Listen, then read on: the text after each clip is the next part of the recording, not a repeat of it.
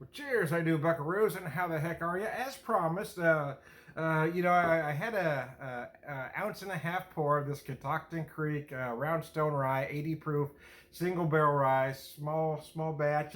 It uses Minnesota white oak, which is interesting.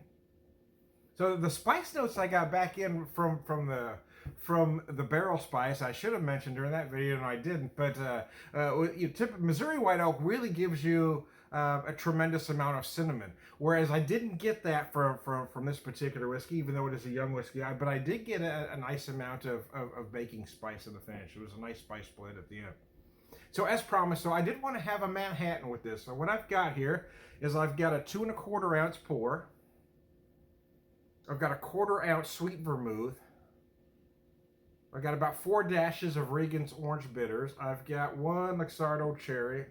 Just a little bit of that cherry juice in there, just a tiny bit. That syrup, it's more like syrup than juice, but yeah.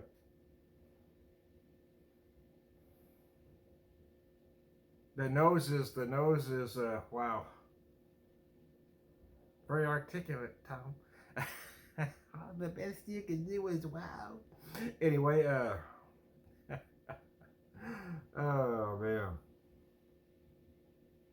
Mm.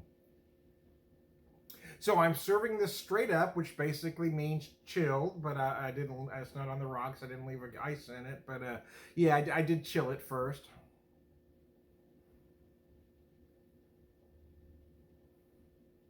It was stirred and not shaken though. I gently chilled her, man. Yeah.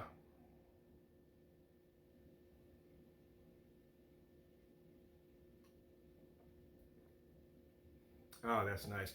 This particular whiskey works beautifully in Manhattan because the rye spice and the barrel spice really pair beautifully, adding that sweet vermouth, that little bit of sweetness from that sweet vermouth again. And then, of course, I've got the orange bitters.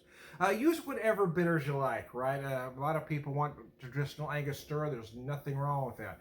Angostura also has some orange bitters, which are just fine. I'm very partial to these Regan's orange bitters for one reason or another.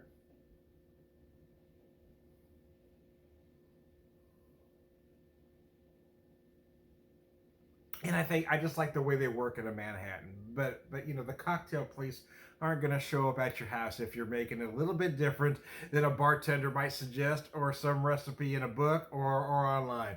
Make them any way you want to, people. But this is the way I like them. So there you go. I do make me one mean ass Manhattan. I tell you that right now. Remember years ago, I had a friend come over to the house. We went out for drinks first, and she ordered a Bloody Mary, which was god awful. So then we went to my house, and I said, "Here, let me fix you up." And I fixed her Bloody Mary. And at that time, man, I was only a 24-year-old kid, but I had a handle on certain cocktails. Now I wouldn't call myself a mixologist by any stretch, but there's the classics I know how to make. Even then, because I don't have any handy now, but I used to always have celery salt and celery seed handy when both ingredients are handy when making a Bloody Mary. I wasn't using any, mix. I was making my own damn mix, all right? I had some skills. Anyway, but I do love making a Manhattan. So the older I get, the more I love a Manhattan. Maybe, I guess maybe there's a reason why it's an old man drink, because now as an old man, I love this cocktail. I may try one as an old fashioned too. I think this will make a damn fine old fashioned. I'm getting to where I like old fashions a little bit, if I make them. It seems like every time I try to stretch my legs and have one out, they make it way too sweet for me. But if I make it at home, I can make it my way.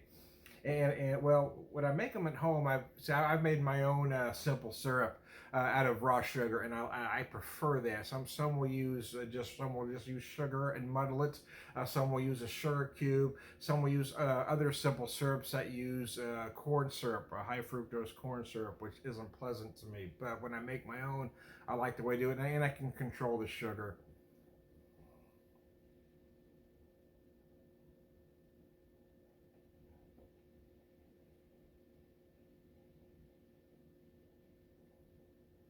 and they seem to be popular with the 30-something crowd.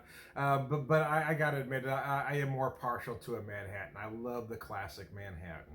There's just something special about this drink. It's a comforting drink. It's a perfect. I mean, it's a perfect fireplace cocktail. You know what I mean?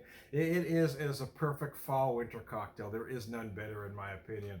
So there you go. And I got to say that this rye is absolutely beautiful in a Manhattan. Because it's not well, it doesn't have a lot of sweetness. The addition of that sweet vermouth, it doesn't allow the drink to get too sweet, and you have just the right amount of spice going on to balance it all out. It is absolutely beautiful. So there you go.